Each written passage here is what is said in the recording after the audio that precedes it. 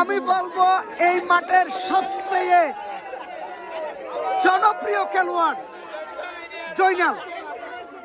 এত এত দর্শক যে কিনা সবসময় মাতিয়ে রাখে আমাদের সে জয়নাল ৭৪ নম্বর জার্সিদারির খেলোয়াড়।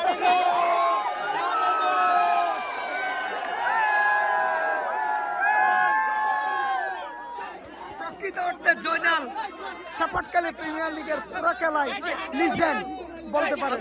সেই জয়নাল কিন্তু তার কাঙ্ক্ষিত শোধ দিতে প্রস্তুত।